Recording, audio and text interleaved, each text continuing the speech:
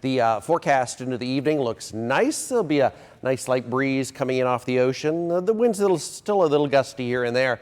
In the last hour, gusting about 15 miles an hour. But bright moon in the sky. The full moon was last night, and it'll be just a fantastic evening and cooling off nicely with 60s inland for overnight lows. Tropics. Well, Melissa, the last advisory issued on that as it moves up into the North Atlantic, where it's been sitting most of the weekend. And there's a look at our latest. This is Tropical Depression 15, forecast to become Tropical Storm Nestor later tonight or early tomorrow. So it's the end name storm for this year. And there's the forecast track over the Cabo Verde Islands, and then eventually not really paralleling the coast of Africa, but this is a pretty quick northward track here, which is nice to see. Shouldn't have any impact in our area, but it's one that we'll monitor through the weekend. You'll notice that it is also forecast to weaken to a tropical depression again, heading into Thursday and Friday. We like that, those quick storms. We had quite a few of them this year, storms that have lasted only about 24 hours.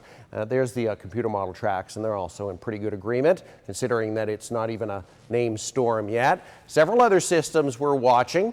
There's a little area of disturbed weather that's moving over the Yucatan in the next 5 days, has a 20% chance of developing. It looks like that'll have somewhat of at least an indirect impact in our weather, and that it'll bump up our rain chances heading into Thursday and Friday, really looking at higher rains. And we have a front that is working its way south. It's going to take a few days to get here, but before the front, near record highs possible on Wednesday as we get into the high 80s and low 90s. Our record high is around 90 to 92. And then that front makes it into central Florida on Thursday, and that is part of the reason we start to see some afternoon rains and storms working in. All right, seas about 2 to 3, could be 4 times on the Treasure Coast tomorrow, and there'll be a rip current risk. There's also a coastal flood advisory until noon tomorrow for Palm Beach County south. We've already had some coastal flooding, and we could see more heading into tonight, and then high tide times roughly around midnight.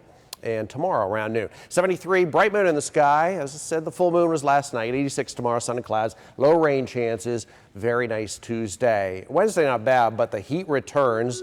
As I said, near record highs on Wednesday. And then we get into some showers and storms starting on Thursday, Friday. Looks like some of those may linger into the weekend too.